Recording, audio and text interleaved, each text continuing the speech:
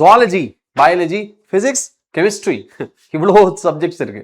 And இது எல்லாத்துலேயுமே உங்களுக்கு இம்பார்ட்டன்ட் அப்படின்னு சொல்லிட்டு எத்தனையோ தடவை நீங்கள் என்ன பண்ணியிருப்பீங்க, இதுதான் இம்பார்ட்டன்ட் சொல்லிட்டு நீங்கள் படிச்சிருப்பீங்க. ஆனால் கடைசி நேரத்தில் நம்ம இவ்வளோ இருக்கிறது அப்படிங்கிறத பார்த்து நம்மளுக்கு வந்து தலைவலி வந்துடும், ஸ்ட்ரெஸ் ஆகும், டிப்ரெஷன் ஆகும். லைவ் சாட்லேயே நம்ம லைவ் கிளாஸ்லேயே எத்தனையோ பசங்க சார் ரொம்ப பயமாக இருக்குது, ரொம்ப டிப்ரெஷனில் இருக்குது அப்படிங்கிற மாதிரிலாம் கமெண்ட்ஸ் கொடுக்குறீங்க. ஈவன் வீடியோக்கு கீழே வந்துட்டு பயமாக இருக்குது சார், எந்த ஸ்ட்ராட்டஜி போட்டாலும் கீழே பயமாக இருக்குது சார், எப்படி பண்ணுறது தெரில சார் அப்படிங்கிற மாதிரிலாம் கமெண்ட்ஸ் நீங்க கொடுக்குறீங்க இல்லையா? சரி, இந்த கமெண்ட்ஸ்க்கான காரணம் என்ன? கமெண்ட்ஸ்க்கான காரணம் நம்மளுக்கு வந்துட்டு என்ன படிக்கிறது, எங்க படிக்கிறது, இது எல்லாத்தையுமே படிக்கணுமா, இவ்வளோ படிக்கணுமா அப்படிங்கிற ஒரு தாட் மைண்டில் ஓடிக்கிட்டே இருக்கும். அண்ட் இதெல்லாம் எது முடிக்கல, இதுவும் பண்ணலை அப்படிங்கிற ஒரு தாட் போயிட்டு இருக்கும். ஸோ இதெல்லாம் இது படிக்கலைன்னா இதுலேருந்து கொஸ்டின்ஸ் வந்துருமோ, இது நான் விட்டுட்டு போகக்கூடாது, இதுலேருந்து கொஸ்டின்ஸ் வந்துருமோ, இந்த டாபிக் படிக்கலாமா, இது இம்பார்ட்டண்டா, ஏன் இதுலேருந்து கொஸ்டின்ஸ் வச்சுன்னா என்ன பண்ணுறது அப்படிங்கிற மாதிரி எல்லா டாப்பிக்குமே உங்களுக்கு பார்த்தா ஐயோ நான் இது விடக்கூடாது, இதுலேருந்து கொஸ்டின் வந்தால் நான் மார்க் போயிருமே அப்படிங்கிற ஒரு தாட் வர ஆரம்பிச்சிடும். இது எல்லாம் உங்களுக்கு வருது அப்படின்னா எஸ், இந்த தாட் எல்லாம் உங்களுக்கு வந்திருக்கு அப்படிங்கிறத நீங்க காமெண்ட் செக்ஷன்ல ஒரு ஹார்ட் கொடுத்து நீங்க எனக்கு சொல்லுங்க. சரியா? ஒரு ஹார்ட் கொடுத்து எஸ் நான் சொல்றதெல்லாம் கரெக்ட் அப்படிங்கிற மாதிரி ஒரு ஹார்ட் கொடுங்க. நான் ஏன் இமோஜி கொடுக்க சொல்ல, ஏன்னா இமோஜி டிப்ரெஷன், சேட்னஸ் அதெல்லாம் இருக்கக்கூடாது. உங்களுக்கு வாழ்க்கையில சந்தோஷம் மட்டும்தான் இருக்கணும். அதுக்காக தான் இந்த வீடியோ கடைசி வரைக்கும் பாருங்க. அந்த சந்தோஷத்தை கொடுக்கறதுக்கு நான் ட்ரை பண்றேன். சரியா? நம்பர் 1, 95% மேல நீட் எக்ஸாமினேஷன்ல நீங்க பயாலஜில தான் வாங்கணுமா? ஒரு சில டாபிக்ஸ் இருக்கு. சரி, அந்த டாபிக்ஸை படிங்க. அந்த டாபிக்ஸ் நீங்க நல்லா படிச்சிட்டீங்க அப்படின்னா உங்களுக்கு 95% கொஸ்டின்ஸ் அதுல இருந்து தான் வரும் அப்படிங்கிறது கேரண்டி நீங்க பண்ணிடலாம். சரி, ஆனா அந்த டாபிக் அப்படின்னு சொன்னா வெறும் அந்த டாபிக் அப்படிங்கிறது கிடையாது. அந்த டாபிக் முன்னாடி பின்னாடி இருக்கிற அசோசியேட்டட் டாபிக்ஸும் படிக்கணும். 95% இது வரைக்கும் இங்க இந்த டாபிக்ஸ்ல இருந்து தான் கொஸ்டின்ஸ் வந்திருக்கு. ஸோ ஃபியூச்சர் தட் இஸ் 2026 மே 3ஆம் தேதியும் இதுல இருந்து தான் வரும் அப்படிங்கிறது நான் எதிர்பார்க்கிறேன். சரியா?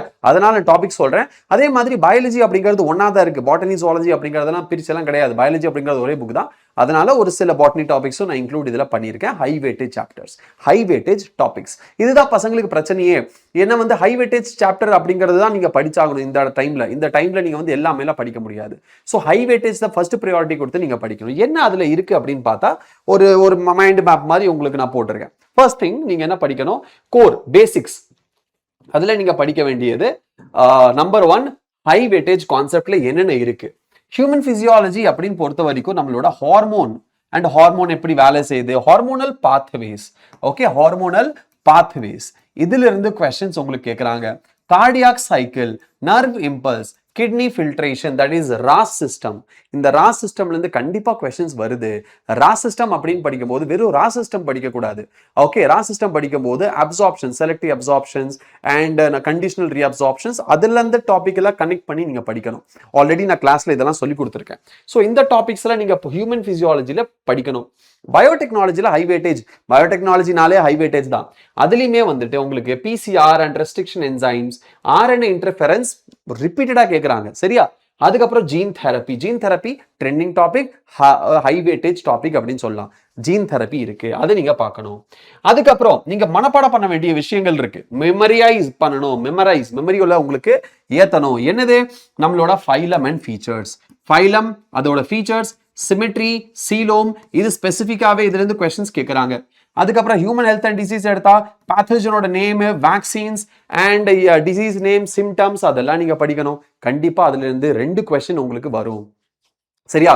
அப்படி இல்லைன்னா ஒரு கொஸ்டின் மேட்ச் அப்படின்னு வந்துச்சுன்னா அதுல ஒரு 4 டிசீஸோ இல்ல சிம்டம்ஸோ கொடுத்து கொஸ்டின் கேட்பாங்கன்னா கன்ஃபார்ம் கேட்பாங்க. சரியா? அதுக்கப்புறம் என்னது? நம்மளோட intra uterine devices, and ART techniques. இதுல இருந்து வராத பேப்பரே கிடையாது. இந்த கொஸ்டின்ஸ் வராத எந்த ஒரு வருஷமே கிடையாது. Okay, right. அடுத்தது கொஞ்சம் லாஜிக் யூஸ் பண்ணி, கால்குலேஷன் யூஸ் பண்ணி, பிரெயினை யூஸ் பண்ணி சால்வ் பண்ற மாதிரியான கொஸ்டின்ஸ் எதுல இருந்து கேட்பாங்க? நம்மளோட ஜெனடிக்ஸ் சாப்டர் இருந்து கேட்பாங்க. Genetic disorders, Klinefelter syndrome, Turner syndrome, Down syndrome, இந்த 3மே ரொம்ப ரொம்ப முக்கியம். அது போக நம்ம தலசீமியா, ஹீமோஃபீலியா, அது ஓகே. அந்த குரோமோசோமல் டிசார்டர், ஜெனடிக் டிசார்டர்ஸ் அது ரொம்ப முக்கியம். Chromosomal and genetic Mendelian disorders ரொம்ப முக்கியம். அதுக்கப்புறம் நம்ம பெடிகிரி அனாலிசிஸ்ல சிம்பிள் கொடுத்து கொஸ்டின் கேட்கலாம், இல்லைன்னா ஒரு பெடிகிரி கொடுத்து அதை பேஸ் பண்ணி கொஸ்டின்ஸ் கேட்கலாம். இது ஆட்டோசோமல் டாமினன்டா, ஆட்டோசோமல் ரெசசிவா, இல்ல இது வந்துட்டு என்ன சொல்றது, நம்மளோட செக்ஸ் லிங்க்டா, ஹோலாண்ட்ரிக்கா, இந்த மாதிரி கொஸ்டின்ஸ் கேட்கலாம். சரியா? சோ அந்த மாதிரி கொஸ்டின்ஸ் உங்களுக்கு கேட்பாங்க. பிளஸ் ஒரு இது கொடுத்துட்டு அது சிக்கல் செல் அனீமியாவா, இல்ல டிசீஸ் என்ன டிசீஸோட பெடிகிரி அப்படிங்கிற மாதிரி கேட்கலாம். Okay right. அடுத்தது எவல்யூஷன்ல இந்த வருஷம் நான் ஒரு எவ்வளோ 2 கொஸ்டின்ஸ் நான் எதிர்பார்க்கிறேன். 2 கொஸ்டின் எதிர்பார்க்கிறேன் எவல்யூஷன்ல இருந்து. லாஸ்ட் இயர் 1 கொஸ்டின் வந்துச்சு ஐ கெஸ். இந்த வருஷம் 2 கொஸ்டின்ஸ் நான் எதிர்பார்க்கிறேன். Okay. Homology versus analogy, Hardy Weinberg law, adaptive radiation, இதுல இருந்து கண்டிப்பா கன்ஃபார்மா இதுல இருந்து தான் அந்த 2 கொஸ்டின் வரும் அப்படிங்கறது நான் எதிர்பார்க்கிறேன். அடுத்தது அக்யூரேசி. இதுதான் என்னது, இதுதான் உங்களோட 20 to 30% of the entire question paper உங்களுக்கு இத பேஸ் பண்ணி வரும். என்னது, நம்மளோட NCERT டயகிராம்ஸ். ரெண்டாவது NCERTல இருக்கிற அந்த டேபிள்ஸ் மட்டும் இல்ல, இந்த datas. Okay, tables and datas. NCERT diagram 10%, NCERT tables 10% and NCERT datas 10%. Total 30%. Okay, total 30% இதுல இருந்து தான் கேட்பாங்க. அது போக இந்த லேட்டஸ்ட் அப்டேட்ஸ் அப்படின்னா என்னது, நம்மளோட ஃப்ராக்ல இருந்து கொஸ்டின் வரும். பிளான்ட் டிஷ்யூ கல்ச்சர், இதுல இருந்து நம்மளுக்கு கொஸ்டின் வரும். ஸோ இந்த மாதிரி புதுசா ஆட் பண்ணியிருக்காங்கல்ல லேட்டஸ்டா, அதுல இருந்து கண்டிப்பா ஒரு கொஸ்டின்ல இருந்து 2 கொஸ்டின் கண்டிப்பா வரும். சரியா? 1 to 2 கொஸ்டின் கட்டாயமா உங்களுக்கு கேட்பாங்க. ஓகே, சோ இதுதான் வந்து ஓவர்ஃப்ளோ. அதுக்கப்புறம் நீங்க என்ன பண்ணணும், இந்த பிளானை வந்துட்டு நீங்க ஃபுல்ஃபில் பண்ணணும், இது எல்லாத்தையும் நீங்க படிக்கணும்னா ஒரு டெய்லி ரிவிஷன் பிளான் ஒன்று வேணும். கரெக்டா? டெய்லி ரிவிஷன் பிளான் என்னவா இருக்கணும், ஒரு 3 மணி நேரம் நீங்க என்ன பண்ணணும், 3 மணி நேரம் நீங்க PYQ கொடுக்கணும். PYQ previous year question solve பண்ணணும் அண்ட் அதோட மிக்ஸ்டு டெஸ்ட் நீங்க கொடுக்கணும்.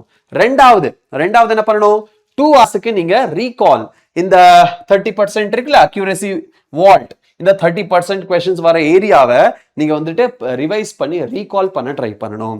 லாஸ்ட் பட் நாட் லீஸ்ட், உங்களோட வீக் ஏரியாஸை கரெக்ஷன் பண்ணணும். வீக் ஏரியாஸ் என்னென்ன இருக்கோ அதை ரெக்டிஃபை பண்ணணும், கரெக்ட் பண்ணணும். புரிஞ்சுதா? சோ இது எல்லாம் நீங்க ஃபாலோ பண்ணிட்டீங்க. ஒரு 5 hours டெய்லி, ஒரு 5 ஹவர்ஸ்க்கு நீங்க செட் பண்ணிக்கோங்க. நீங்க படிக்கிறத ரெகுலர் ஷெட்யூலை விட ஒரு தனியா ஒரு 5 hours எடுத்து நீங்க இதை ப்ராக்டிஸ் பண்ணீங்க அப்படின்னா உங்களோட பயாலஜி ரொம்ப சுலபமாயிரும் அண்ட் ஒரு பிளான் நம்மளுக்கு ஒரு மைண்ட் ஃப்ரெஷ் ஆயிரும், மைண்ட் கிளியர் ஆயிரும். புரிஞ்சுதா? ஸோ இது உங்களுக்கு ஹெல்ப்ஃபுல்லாக இருந்திருக்கும்னு நினைக்கிறேன். இந்த PDF எடுத்துக்கோங்க, இல்லை இந்த ஸ்க்ரீன்ஷாட்டை வேணா நீங்கள் என்ன பண்ணிக்கோங்க, இந்த ஸ்க்ரீன்ஷாட்டை வேணா எடுத்துக்கோங்க அண்ட் இந்த ஸ்க்ரீன்ஷாட்டை எடுத்து நீங்கள் இந்த டாபிக்ஸ் எல்லாம் ஹை ஃபோக்கஸ் பண்ணிக்கோங்க. புரிஞ்சுதா? Yes. So that's all for now. இதே மாதிரி இன்னொரு வீடியோவில் நம்ம சந்திக்கலாம். ஸோ அது வரைக்கும் நீங்கள் சொன்னதெல்லாம் ஃபாலோ பண்ணுங்க, நல்லா படிங்க. All the best.